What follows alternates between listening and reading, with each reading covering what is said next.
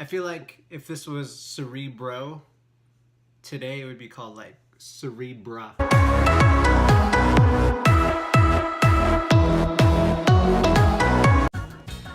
What's up, y'all? It is Marlon from Nerd Culture.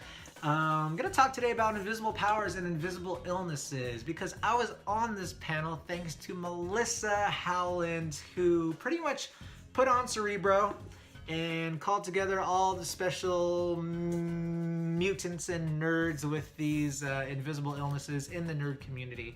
And I'm gonna say it was much needed. But what is an invisible illness? It's somebody who's dealing with an ailment or a setback or a disability that isn't quite obvious, right? A lot of times it's like an autoimmune disease like type 1 diabetes, rheumatoid arthritis, multiple sclerosis, endometriosis, fibromyalgia. You just wouldn't know by looking at somebody. There are people like this in the nerd community whom we see at conventions, whom we see at theme parks. By the naked eye, like there's no way to tell unless you ask or unless they say something first, right? Melissa has put together this panel where we could come together and talk about this. So 3 things that I loved about this panel, right? The first thing that I loved, the strength and the support. I had no idea that so many people are going through these things and had the same and similar journey as I have as far as finding the right specialist, waiting time in between treatments, getting through a con together, knowing that I'm not alone in this. Like that strengthened me and also other people in the room.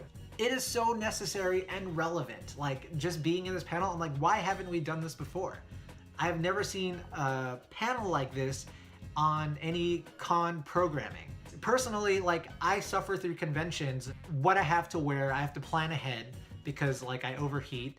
Getting enough hydration and nutrition, just knowing my limits and my strength. And that's what we shared on this panel. And that's like really cool because there are nerds out there who have no idea how to deal with this. And now we're putting together a plan and a strategy for this. Third, pop cultural references. So when this question was asked who our favorite pop cultural references are in the media regarding invisible illness or role models, like I had no idea. Should I have known somebody? Should I be watching more TV? Should media be stepping up their game regarding representation? Probably both, right? Like, I didn't know anyone. Someone from the West Wing was mentioned regarding having MS. I think that's really cool. But yeah, like, let's step it up. I'm gonna get personal with the 4th and say, like, I'm not normally vocal about having MS. I was before, then I got quiet about it. Now, Melissa built this platform, put on Cerebro, called us together, like, let's do it. Let's go forward with this. Let's strengthen the community. Let's strengthen each other. That's my take on this panel. I hope it gets bigger. I hope it meets a need.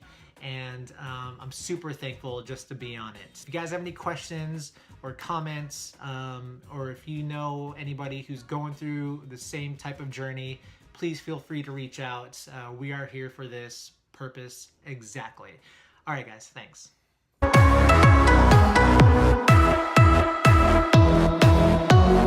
Cerebra.